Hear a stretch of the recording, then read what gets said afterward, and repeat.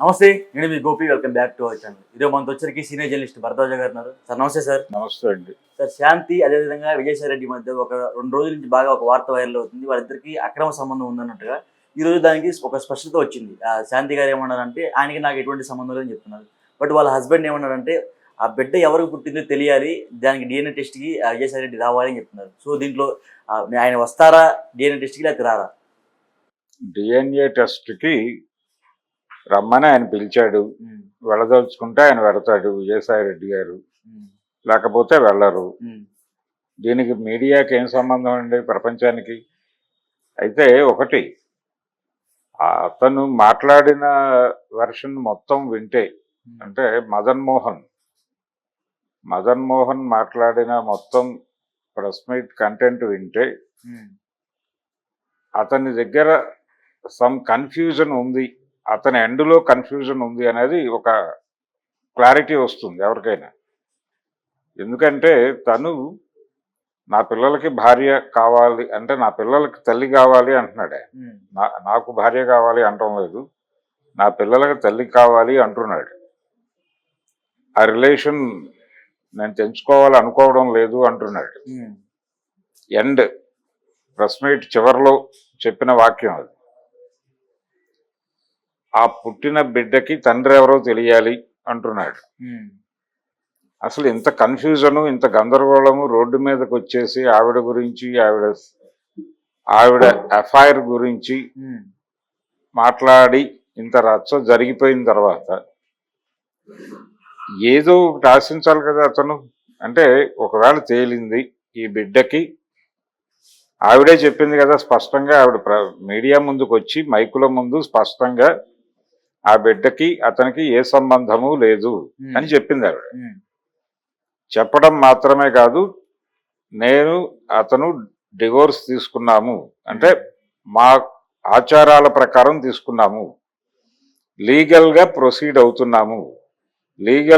Proceed అవుతున్నాము కాబట్టి నేను ఈ ద్వితీయ వివాహాన్ని అధికారికంగా ప్రకటించలేదు, అతనితో ఆచారపరంగా విడాకులు తీసేసుకోవటం అయిపోయింది, మేము కలిసి లేము, అయినప్పటికీ అతను నన్ను వేధిస్తున్నాడు డబ్బుల కోసం.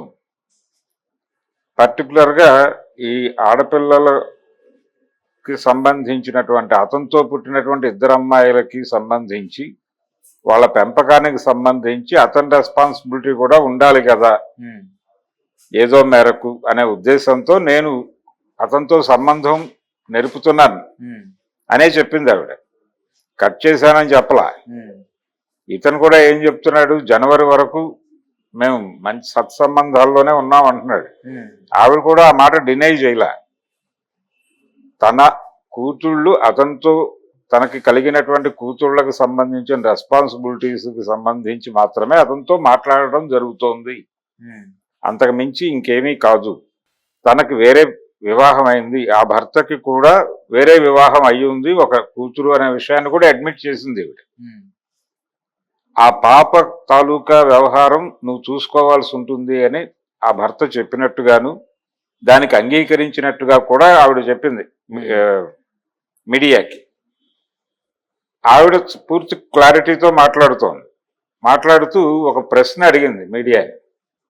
సుప్రీంకోర్టు జడ్జిమెంట్ ఉంది, 2 ఎల్డర్స్ వాళ్ళిద్దరూ వివాహితులే అయినప్పటికీ, అంటే విడివిడిగా ఎవరికి వారు వేరే పెళ్లి చేసుకున్నప్పటికీ, వాళ్ళిద్దరికీ సంబంధించి వేరే లైఫ్ మేట్స్ ఉన్నప్పటికీ, వీళ్ళిద్దరూ మ్యూచువల్గా ఉమ్మడి అవగాహన మేరకు ఎక్కడైనా కలిసి ఉంటే అది తప్పు అనే అధికారం ఎవరికీ లేదు అని ఒక జడ్జిమెంట్ వచ్చింది.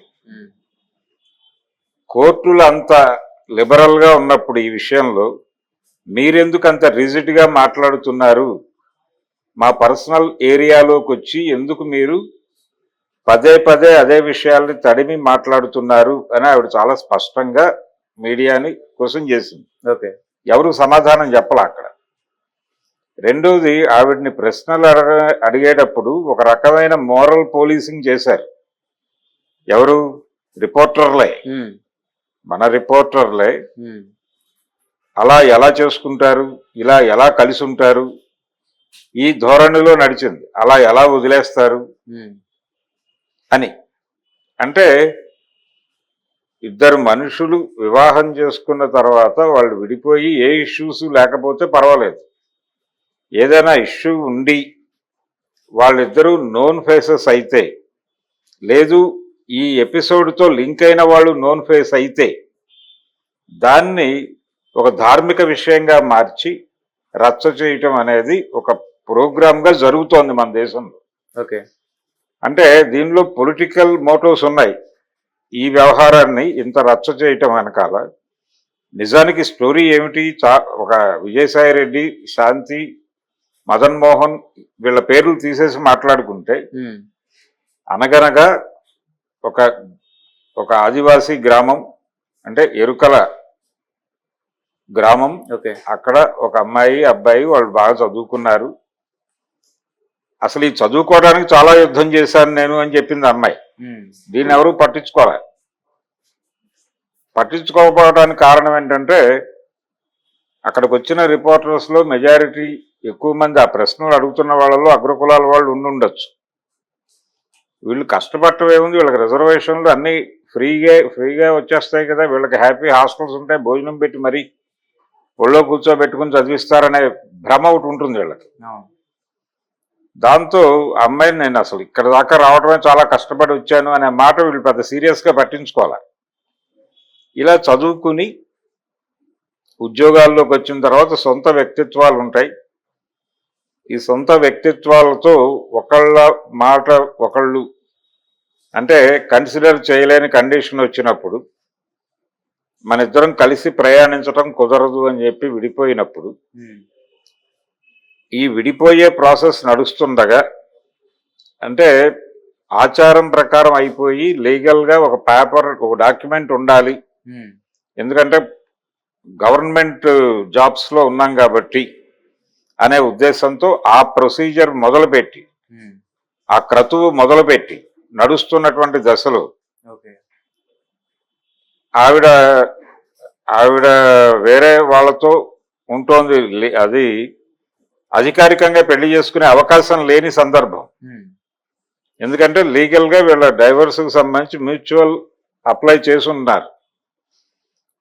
అయినప్పటికీ ఆవిడ వేరే అతనితో రిలేషన్లోకి వెళ్ళింది. ఉమ్, దాన్ని ఒక సాకుగా తీసుకుని ఆ అమ్మాయి క్యారెక్టర్ని బదనాం చేస్తానని బెదిరించి, ఉమ్, ఆవిడ ఒక ఉద్యోగిగా తృణమో పణమో సంపాదించుకుంటే సేవింగ్స్ తాలూకా వ్యవహారం ఉంటే పిల్లల పేరుతోనూ పిల్లల ప్రొటెక్షన్ పేరుతో నాకు ఇచ్చేయి ఉమ్, అనే ధోరణిలో ఇతను ప్రవర్తిస్తే ఉమ్, సమాజం ఎటువైపుకి ఎండ్ తీసుకుంటుంది, ఎవరిని జడ్జి చేస్తుంది, ఎవరిని భుజానేసుకుంటుంది అంటే ఉమ్, చాలా స్పష్టంగా భర్తని భుజానేసుకునే అవకాశాలే ఉంటాయి. ఉమ్, ఎందుకుంటాయి అంటే అసలు వదిలేటువంటి ప్రభుత్వోద్యోగి అయినటువంటి తన కులం వాడైనటువంటి భర్తని ఎందుకంత హెరాస్ చేస్తోంది? ఈవిడ కోసం కదా అతను అమెరికా వెళ్ళింది. అతను చెప్పిన కథనం ప్రకారం ఓకే.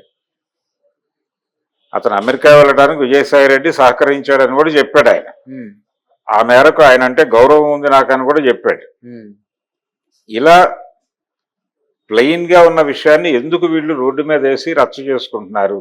ఉమ్, వాళ్ళిద్దరికీ కుదరలేదు, అభిప్రాయ భేదాలు ఉండుండొచ్చు. ఉమ్, ఆ అమ్మాయి కొంచెం స్పీడు, నేను కొంచెం నెమ్మది అనేది కూడా ఎస్టాబ్లిష్ చేసే ప్రయత్నం చేశాడు అతను. ఓకే. అయ్యి ఉండొచ్చు. ఏ కారణం చేతో ఇతనితో ఉండటం అమ్మాయికి నచ్చలేదు. ఇద్దరు ఆడపిల్లలు పుట్టి ఉన్నారు అప్పటికి. ఆ అమ్మాయి వేరే నిర్ణయం తీసుకోవడం తప్పేం కాదు కదా. ఉమ్, ఎంతమంది భర్తలు తీసుకోవడం లేదు అలాంటి నిర్ణయం? అవన్నీ తప్పంటున్నారా వీళ్ళు? అనడం లేదు కదా ప్రపంచంలో. ఉమ్, కాబట్టి వివాహ బంధాన్ని పటిష్టంగా కాపాడుకోవాల్సినటువంటి అవసరం ఉంది అనే ఒక మోరల్ పోలీసింగ్లోకి వెళ్ళిపోయి ఓకే. ఈ విషయాన్ని ధార్మికంగా జడ్జి చేసే ప్రయత్నం చేస్తున్నారు అందరూ. ఈ ధార్మికతలోకి ఒక పొలిటీషియన్ ప్రవేశించడంతో దీని వెనకాల పొలిటికల్ మోటివ్స్ వచ్చేసినాయి. అతను వైఎస్ఆర్సిపి నాయకుడు అవటం, ముఖ్య నాయకుడు అక్కడ ఒక గొడవ ఉంది. మళ్ళీ ఉమ్, నా పార్టీలో నా వ్యతిరేకులు కూడా ఉన్నారు అని చెప్పాడు ఆయన అవును. ఈ రోజు ప్రెస్ మీట్ లో. ఎవరో కాదు, అది సజ్జల వర్గం. అవును. ఆల్రెడీ జగన్మోహన్ రెడ్డి అధికారంలో ఉండగా వీళ్ళిద్దరి మధ్య పవర్ లాబింగ్ కి సంబంధించి ఒక ఘర్షణాత్మక వైఖరి నడిచింది అనేది ఉమ్, బహిరంగ రహస్యమే. అయితే నేనేమనుకుంటున్నానంటే ఈయన మీద తెలుగుదేశం మీడియా మొత్తం కూడా దాడి చేసేస్తుంది. ఆంధ్రజ్యోతి, అలాగే మహాన్యూస్ మీదే ఎక్కువ కేంద్రీకరణ జరిగింది ఈరోజు ప్రెస్ మీట్ లో. ఆయన ఏకవచన ప్రయోగం చేశాడు, రిపోర్టర్లందరినీ ఉరే అనేశాడు, రిపోర్టర్ల ఆత్మగౌరవాన్ని భంగపరిచే పద్ధతిలో వ్యవహరించాడు. రేపు పొద్దున అదేమిటంటే, లేదు నేను ఎల్డర్లీ ఆ మాట అన్నాను తప్ప వాళ్ళని గాయపరచాలనే ఉద్దేశం కాదు, నా మనవాడిని ఉరే అన్నట్టుగానే అన్నాను అని జస్టిఫై చేసుకోవడానికి ఆయనకు ఒక మార్జిన్ ఉండొచ్చు గాక, కానీ అలా అనకూడదు అనేసాడు. అంటే ఆయనలో ఎక్కడో భావ సంచలనం జరుగుతోంది. కోపము గట్రాలు ఉన్నాయి ఆయనలో, చిరాకు ఉంది. ఆ కోపాన్ని వెళ్ళగక్కడానికి పెద్దగా మొహమాట పడలేదు ఆయన. తర్వాత జస్టిఫై చేసుకుందాం, ముందైతే అనేద్దామని చాలా అఫెన్సివ్ మోడ్ లోనే ఉన్నాడు ఆయన ప్రెస్ మీట్ లో. అలా మహాన్యూస్ ఇవన్నీ కూడా ఆయన్ని టార్గెట్ చేస్తూ రాసిన మాట వాస్తవం. ఆ అమ్మాయి మీద కూడా రాశారు. ఆ అమ్మాయి వైజాగ్ లో పనిచేసేటప్పుడు అంటే విపరీతంగా నగల పిచ్చుంది ఆ అమ్మాయికి, రకరకాల నగలు కొనేసేది, డబ్బులు వీళ్ళ దగ్గర నుంచి అక్రమాలు చేసి చాలా డబ్బులు పోగు చేసింది.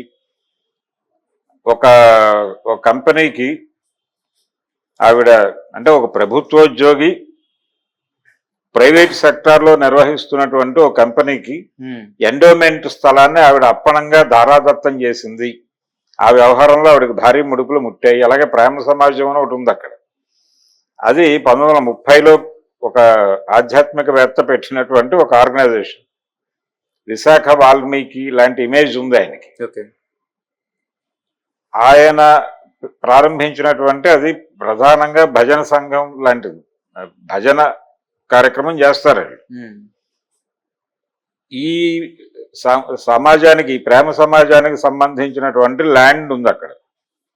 ఆ ల్యాండ్ ఎండోమెంట్ దీనిలోకి వస్తుంది. ఆ ఎండోమెంట్ లోకి వచ్చినటువంటి దానిలో ఆల్రెడీ వేరే వాళ్ళు ఒక ఇది తీసుకుని కన్స్ట్రక్షన్స్ ఏవో మొదలు పెట్టారు. దానిలో కొన్ని రెగ్యులరైజ్ చేయటము ఇలాంటి యాక్టివిటీలోకి ఈవిడ ఎండోమెంట్ అసిస్టెంట్ కమిషనర్ గా ఉన్నప్పుడు ఆవిడ ప్రవేశించింది.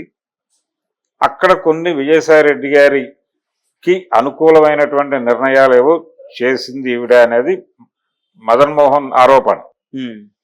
తద్వారా ఆవిడకి కొంత డబ్బులు ఆయన దగ్గర నుంచి ముట్టాయని ఆ డబ్బులు పెట్టి ఆవిడ ఒక విల్లా కొంది. ఆ విల్లా కొంటున్నటువంటి ప్రాసెస్ లో ఇతని ఇన్వాల్వ్మెంట్ కూడా ఉంది, మదన్ మోహన్ది అనేది అతను ఎస్టాబ్లిష్ చేశాడు. అయితే ఆవిడ ఈ ప్రేమ సమాజంలో జరిగినటువంటి వ్యవహారాల గురించి ఆవిడ మాట్లాడింది. ఇద్దరూ మాట్లాడిన విషయాలు చాలా సిమిలర్ విషయాలు మాట్లాడారు. సరే, ఇవంతా జరిగింది. ఈ విజయసాయి రెడ్డి ఈ ఆర్థిక పరమైనటువంటి అవకతవకలు, ఈఎంఐ అతనికి లైజోనింగ్ ఆఫీసర్ గా పనిచేసిందని, విజయసాయి రెడ్డి ద్వారా ప్రభుత్వంతో రకరకాల పనులు చేయించుకున్న వాళ్ళందరూ కూడా మాకిది మీకది అనే పద్ధతి ప్రకారం ఆ పేమెంట్స్ అన్ని ఈ అమ్మాయి ద్వారా జరిగినాయని, దాంట్లో ఈవిడ కమిషన్ భారీగా ముట్టిందని, దాంతో ఆవిడ భారీ నగలు ఇవన్నీ దిగేసుకుని తిరిగేదని ఒక కథనం జ్యోతిలో వచ్చేసింది. ఆ అమ్మాయిని టోటల్ గా పర్సనల్ గా టార్గెట్ చేస్తూ ఒక కథనం వెలువరించింది ఆంధ్రజ్యోతి. సో తెలుగుదేశం మీడియా అంతా ఇలా చెలరేగిపోతున్న సమయంలో దీన్ని ఖండిస్తూ కౌంటర్ గా అవతల నుంచి వైఎస్ఆర్సీపీ మీడియా విరుచుకుపడాలి కదా. అనుకున్న స్థాయిలో అది విరుచుకుపడలేదు. కొన్ని వాళ్ళ తాలూకా మీడియా, సోషల్ మీడియా సెల్స్ దీని మీద రెస్పాండ్ అవుతున్నాయి, కానీ యుద్ధ ప్రాతిపదికన జరగటం లేదు. ప్రధానంగా సాక్షి నుంచి దీనికి కౌంటర్ ఆపరేషన్ జరగట్లా. కొంత న్యూట్రల్ గా వ్యవహరించే ప్రయత్నం చేస్తున్నారు. అసలు విషయం తెలిసిన తర్వాత స్పందిద్దామనే ఆలోచనతో జగన్మోహన్ రెడ్డి ఉండొచ్చు. అది మరీ డిఫెన్స్ గా ఉంది అనే ఉద్దేశంతో విజయసాయి రెడ్డి కొంచెం అఫెండ్ అయ్యి చిరాకు పడి ఉండొచ్చు ఈరోజు.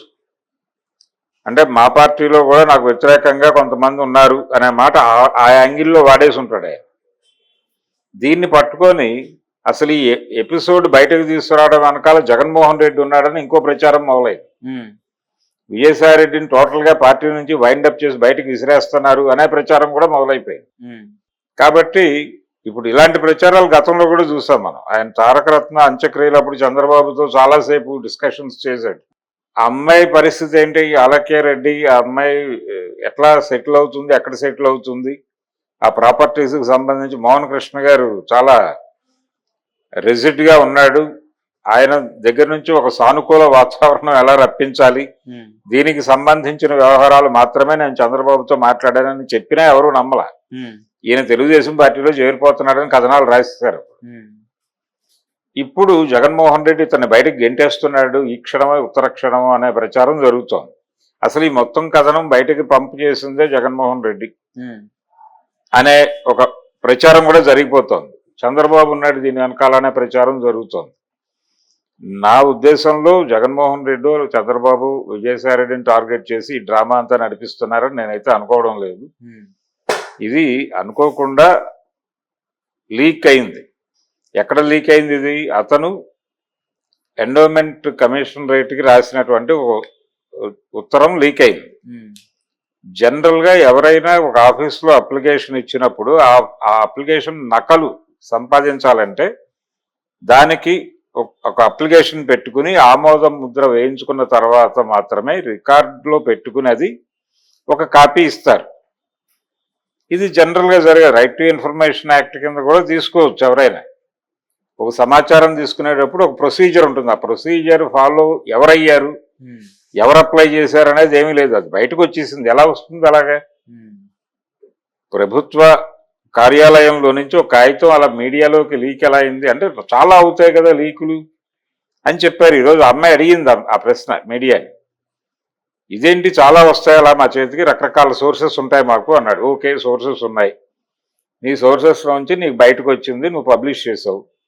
నీ సోర్సెస్లో నుంచి నీకు అది దొరకగానే అందులో విజయసాయి రెడ్డి పేరు చూడగానే వీళ్ళల్లో ఉత్సాహ నరాలు మేల్కొన్నాయి. మేల్కొని అవి పరవళ్ళు తొక్కి వెంటనే ఈ కథనాలు అల్లేసి మొదలుపెట్టేశారు. వాళ్ళ గేమ్ మొదలుపెట్టేశారు. విజయసాయి రెడ్డిని టార్గెట్ చేయవాలను, అక్రమ సంబంధం, విజయసాయి రెడ్డికి ఆవిడికి ఒక రిలేషను అంటగట్టేసి దీన్ని సినిమా నడిపేస్తే విజయసాయి రెడ్డి కార్నర్ అయిపోతాడు.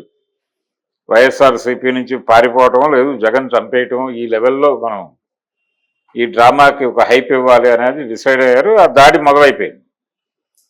ఇది ఉత్సాహంగా జరిపినటువంటి కార్యక్రమమే తప్ప ఇదేదో చంద్రబాబు నాయుడు గారు పిలిచి ఇదిగో అక్కడ శాంతి అనే అమ్మాయి ఉంది ఎండోమెంట్ డిపార్ట్మెంట్లో, ఆవిడ తాలూకా వ్యవహారంలో విజయసాయి రెడ్డికో లింక్ ఉంది, దీన్ని ఫోకస్ చేసి దాడి చేయండి అని చంద్రబాబు చెప్పు ఉండడు, జగన్మోహన్ రెడ్డి చెప్పు ఉండడు. ఇది వీళ్ళ అత్యుత్సాహమే. ఇప్పుడు దాన్ని ప్రొటెక్ట్ చేసుకునే ప్రయత్నం వాళ్ళు చేస్తారు. దీన్ని అందిపుచ్చుకుని పొలిటికల్ మంట రాజేసే పనిలో తెలుగుదేశం పార్టీ ఉండొచ్చు. ఇప్పుడు ఆయన విలేకరులను ఉరై అనే సంబోధించాడు విజయసాయి రెడ్డి. దాంతోపాటు చాలా విషయాలు చాలా ఓపెన్ గా మాట్లాడే ప్రయత్నం చేశాడు. వీటి మీద రియాక్ట్ అయ్యి వాళ్ళు రేపు పొద్దున ఒక ప్రెస్ మీట్ పెట్టి ఆ విషయం మాకు సంబంధం లేదు కానీ తన బిహేవియర్ ఏమిటి అనే దాని మీద ఒక దాడి చేయొచ్చు. ఇది ఇప్పట్లో సెటిల్ అయ్యే వ్యవహారం లాగా కూడా కనిపించట్లా. అంటే అతనేమో డిఎన్ఏ అంటున్నాడు. ఈ డిఎన్ఏ టెస్టులు వీటన్నిటికంటే కూడా మోటో ఒక చిన్న లీకేజ్ ఇచ్చాడు ఆ ప్రెస్ మీట్లోని. ఎవరు? మదన్ మోహన్. ఆ ఆడపిల్లల తాలూకా వాళ్ళు ఇప్పుడు హైదరాబాద్లోనే చదువుకుంటున్నారు. వాళ్ళ తాలూకా భవిష్యత్తుకి గ్యారంటీ ఇస్తూ కొంత ప్రాపర్టీ వాళ్ళకి ఇస్తే బాగుంటుంది, దానికి సంబంధించిన ఒక సెటిల్మెంట్ జరిగితే బాగుంటుంది అని అంటున్నాడు అతను. నిజానికి అదే జరగాలి. ఆ అమ్మాయి కూడా ఇలాంటి ప్రతిపాదన ఒకటి వచ్చిందని చెప్పింది. ఆ సెటిల్మెంట్ గ్రాండ్ గా ఉండటం కోసం ఇంత హడావిడి చేస్తున్నాడా ఇతను అనిపించే విధంగా ఆ ప్రెస్ మీట్ నడిచింది. ఇప్పుడు ఆ అమ్మాయి నువ్వు కాదు అని వెళ్ళిపోయింది, ఇంకొకళ్ళతో ఉంటోంది, అతనితో పిల్లాన్ని కనేసింది. ఇప్పటికీ నాకు నా భార్య కావాలను అని తను అనడం అది క్వైట్ ఇల్లాజికల్. అంటే అంత చేసేసింది కదా, వదిలేసేయండి. మీరు మీ డిమాండ్స్ ఏంటో చెప్పండి. వదిలేయటానికి సంబంధించి మీ డిమాండ్స్ ఆల్రెడీ మ్యూచువల్ కోర్టులో ఉందని చెప్తోంది. కోర్టుకి వెళ్తే ఆ కాగితాలు వస్తాయి కదా.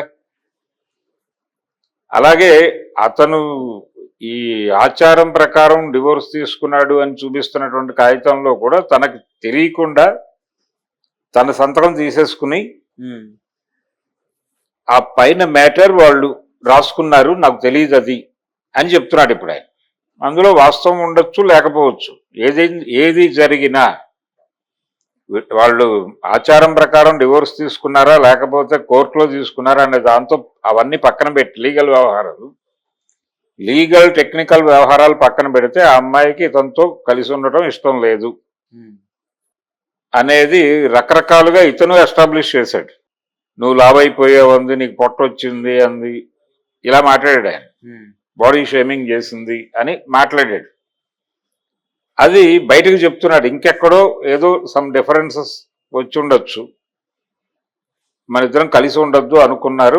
మా నాన్న ఆవిడ ప్రయాణం ఆవిడ ప్రారంభించింది, తన ప్రయాణం ఏదో తను చేస్తున్నాడు. ఎందుకు మళ్ళీ దీన్ని రచ్చ చేస్తున్నారు? ఏదో మోటో లేకుండా జరగదు కదా ఇది. టార్గెట్ చేసి ముగ్గురిని టార్గెట్ చేశారు. ఇప్పుడు ఆ ముగ్గురులో ఒకటి ఆ అమ్మాయి. ఆ అమ్మాయి సెంటర్ వెనకాల కనిపిస్తున్నటువంటి ప్రధాన విలను విజయసాయి. ఆ తర్వాత ఇంకొక షాడో విలను అతను. అంటే ఈ అమ్మాయి భర్తగా ఉన్నటువంటి, అంటే రెవెన్యూ కేసెస్ చూసేటువంటి అడ్వకేట్ అతను. ప్రభుత్వం వైపు నుంచి రెవెన్యూ కేసెస్ ఉంటాయి కదా, అవి చూసేటువంటి అడ్వకేట్. ఈ అమ్మాయి కూడా అడ్వకేటే. ఈ అమ్మాయి ప్రాక్టీస్ చేసింది ఇక్కడ హైదరాబాద్లో. ఆ సందర్భంగా ఏర్పడినటువంటి పరిచయం అది లీడ్ అయి అతనితోనే నేను ఆ పిల్లవాడిని కన్నాను అని ఆవిడ ప్రకటించింది అక్కడ. ఆవిడ సుభాష్ అంది, సుభాష్ రెడ్డి అనలేదు. అసలు ఈ సుభాష్ వేరు, ఆ రెడ్డి వేరు. అంటే అమ్మాయికి సుభాష్ అనేవాడితోనూ సుభాష్ రెడ్డి అనేవాడితోనూ కూడా సంబంధం ఉందనేటువంటి కథనం కూడా ఒకటి నడిచింది మధ్యలో. అయితే వాళ్ళిద్దరూ సుభాష్ అని మాట్లాడుకున్నారు, కానీ సుభాష్ రెడ్డి అతని పేరు. ఒక క్యారెక్టర్ అయితే ఉంది. సో అతనితో నేను కొడుకుని కని ఉన్నాను అని ప్రకటించేసింది ఆవిడ. దాన్ని ఓకే చేసేసి అయిపోయింది. ఇప్పుడు ఆ పిల్లలు ఆ అమ్మాయి దగ్గర ఉంచాలా, తను పెంచుకుంటాడా అనేది తేల్చేసి, నేను పెంచుకుంటాను, ఈ ఆడపిల్లలకి సంబంధించి నువ్వు కొంత ప్రాపర్టీ ఇవ్వాలి, ఇంత ఇస్తే బాగుంటుంది అని పబ్లిక్ గా ఒక మాట చెప్పేస్తే ఆవిడ సెటిల్మెంట్ చేసేసుకుని వెళ్ళిపోతుంది కదా. అలా కాదు, డిఎన్ఏలు ఇవన్నీ ఎందుకు రచ్చ చేస్తున్నాడు ఇతను అంటే ఖచ్చితంగా పొలిటికల్ మోటో ఉంది దీని వెనకాల. ఆ అమ్మాయి నుంచి ఏదో గెయిన్ అవటం అనేది కూడా ఉంది, దాంతో పాటు పొలిటికల్ మోటో ఉంది. ఈ పొలిటికల్ మోటో అనేది ఎప్పుడైతే అనుమానం వచ్చిందో దాని వెనకమాల ఎవరున్నారు, వాళ్ళ నుంచి ఇతనికి లభిస్తున్నటువంటి ఫైనాన్షియల్ అష్యూరెన్సెస్ ఏమిటి అనే దగ్గర దాకా డౌట్స్ వస్తాయి. ఇవన్నీ అనుమానాలే, దేనికి నిర్ధారణలు లేవు, సాక్ష్యాలు లేవు. ఇతనికి ఎవరైనా ఏదైనా బలమైనటువంటి ఆర్థిక భరోసా కల్పించి ఇంత ఇస్తాం నువ్వు వాడిని బదనాం చేస్తే అని ఎవరైనా డిజైన్ చేశారా ఈ ప్రోగ్రాము? ఇప్పుడు వంశీ పేరు వస్తోంది, మహా టీవీ వంశీ. అతనిని ఎవరైనా మోటివేట్ చేశారా? అతన్ని కూడా ఒక పట్టకారుగా వాడి ఈ డ్రామాని హైలైట్ చేయమని ఎవరైనా ప్రమోట్ చేశారా? ఇలాంటి 100 సందేహాలు వచ్చే విధంగా కథ నడుస్తోంది. ఇది పూర్తిగా పర్సనల్ అఫైర్. ఒక భార్య భర్త, వాళ్ళకి 2 ఆడపిల్లలు పుట్టిన తర్వాత వాళ్ళ మధ్య విభేదాలు వచ్చినాయి. ఆ అమ్మాయి ఆస్తుల కోసం వెంపర్లాడితే ఆడి ఉండొచ్చు. ఇతను చదువు కోసం అమెరికా వెళ్ళాడు. ఆ అమ్మాయి ఆస్తులు పోగేసుకునేటువంటి కార్యక్రమంలో ఒక ఇల్లీగల్ అఫైర్ నడిపి ఉండొచ్చు. నడపడం తప్పనే నేను అంటాం లేదు, అదే ఆవిడ వ్యక్తిగత వ్యవహారం. ఎవరి వ్యక్తిగతంలో ఒకళ్ళ వ్యక్తిగత విషయాలు ఇంకొకళ్ళు జడ్జి చేయటం తప్పు. ఆ అమ్మాయి రీజన్స్ ఆ అమ్మాయికి ఉంటాయి, ఆ కాన్సిక్వెన్సెస్ తను ఆ దూరంలో వెళ్ళి ఉండొచ్చు. ధార్మిక కోణంలో దాన్ని జడ్జి చేయటం తప్పు. అది ఓపెన్గా చెప్పేసింది, అతనితో నేను డివోర్స్ తీసుకున్నాను, ఆ కాగితాలు ఉన్నాయి, అందరూ ఉన్నారు, అతని మదర్ ఎవరో ఉన్నారు, మదర్కి కొంచెం అనారోగ్యం ఉంది, అందుకని ఆవిడ లేరు, అతని తరఫున ఎవరో వచ్చారు, నా తరఫున నా బంధువులు ఉన్నారు, అందరి సమక్షంలోనే జరిగింది అని చెప్తోంది అమ్మాయి. సరే దానిలో సాక్షి సంతకాలు ఉన్నాయా పరిశోధించండి అని చెప్తున్నాడు అతను. ఇదంతా ఈ వ్యవహారం పక్కన పెట్టేస్తే నీతో ఉండటం అమ్మాయికి ఇష్టం లేక కదా వేరే వాళ్ళతో ఉంది, వదిలేసి నీకేం కావాలో అడుగు తీసేసుకో. ఆడపిల్లల సంరక్షణ కోసం నువ్వెంత ఇస్తావు, నేను ఎంత ఇస్తాను, నువ్వేమి ఇస్తావు అనేది ఒక మ్యూచువల్గా ఒక మాట అనుకుని క్లోజ్ చేయండి వ్యవహారాన్ని. క్లోజ్ చేయదగ్గ విషయమే అది. ఇప్పుడు ఆ పిల్లవాడికి తండ్రి ఎవరో కనిపెట్టాలి అనేటువంటి బృహత్తర కార్యక్రమం ఎందుకు తీసుకున్నాడు ఆయన? అమ్మాయి తాలూకా వ్యవహారాలను ఎందుకు నడి రోడ్డు మీద రచ్చ చేయాలనుకుంటున్నాడు అంటే దీని వెనకాల ఏదో మోటో ఉంది అనేది అర్థం అవుతుంది. అప్పుడు అనుమానాలు తెలుగుదేశం పార్టీ దిశగా ప్రయాణించే ఛాన్సెస్ ఉన్నాయి. ఇంత రచ్చ ఉంది దీనిలో. ఇది కేవలం ఏదో యాక్చువల్గా పర్సనల్ గొడవ, ఇది ఒక కుటుంబంలో జరిగినటువంటి మామూలు గొడవ. ఇక్కడ విజయసాయి రెడ్డి అనే క్యారెక్టర్ ఉండటంతో ఇది రాజకీయ రంగు పులుముకుని తెలుగుదేశానికి అలాగే వైసీపీకి ఉన్న వైషమ్యంతో పాటు